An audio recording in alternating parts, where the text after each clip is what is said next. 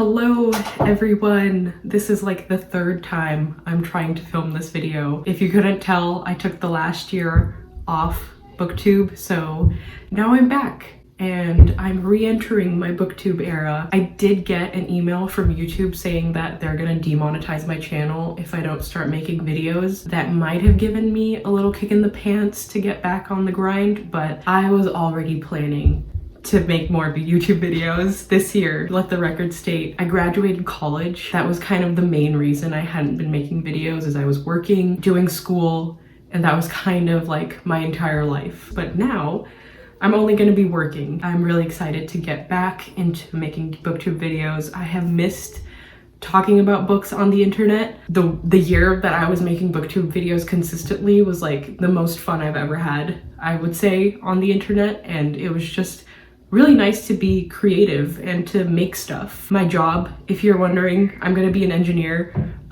is not very creative, or cerebral in that sense. I think, you do need a little bit of creativity for design work, but for the most part, engineering does not really foster that sense of creativity.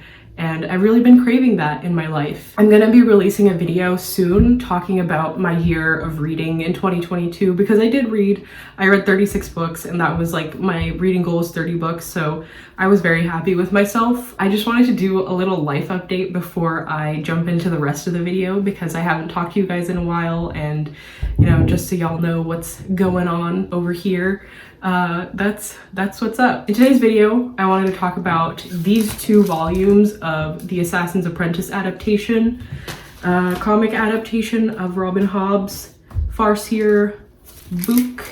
I was really excited to hear about this. I didn't really know that this was going to be happening until it happened, and I was like, what the hell? This is so cool. So I believe there are going to be 6 total volumes of the comic. These are the first 2 that have come out. The third one is going to be coming out February 6th. Make sure, if you're interested in it at all, make sure you're buying them, because I feel like it's kind of a big deal. They want to know that people are interested so that they keep making them.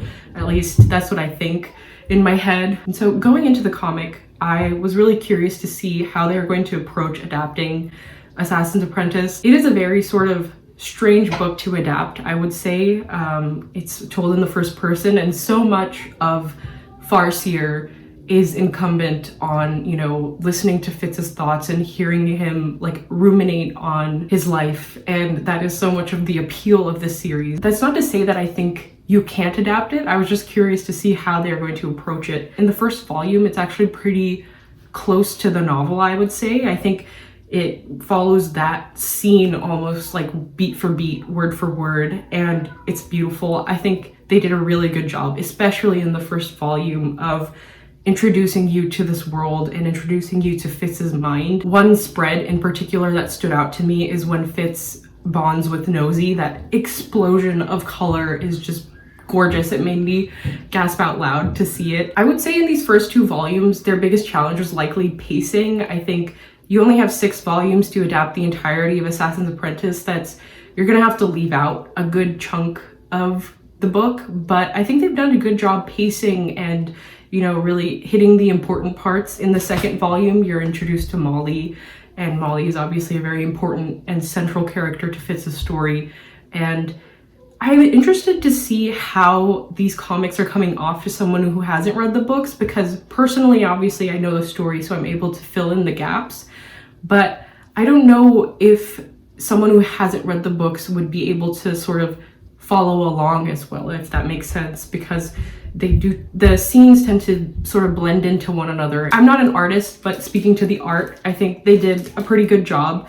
I'm not in love with the art style. It's not my favorite, but I think it is consistent with the book descriptions, and that's pretty good. They're obviously not gonna be able to capture Fitz's likeness to everyone the way that everyone pictures him in their head, but I think they do a good job. And I think especially in the first volume, they do a really beautiful job of using tone and color. They use really cold colors in the beginning, and then when Burrett comes in, they start using a lot more warmer tones, and it sort of creates this instant sense of coziness that you associate with Buckkeep. And I think that was really cool and like cinematic of them to do. Like in a comic, I think they're doing a really good job of using the visual medium to tell this story. And I would say the main takeaway for me from these first 2 volumes is that I'm a lot more confident that a adaptation of Assassin's Apprentice and the Farseer trilogy would work, if that makes sense. Like,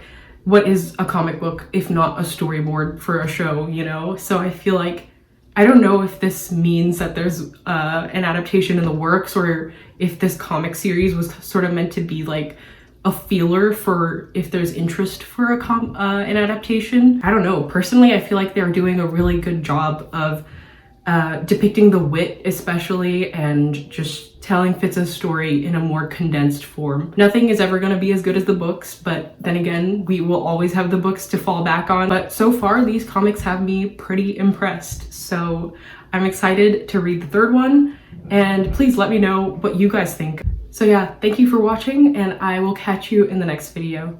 Take care.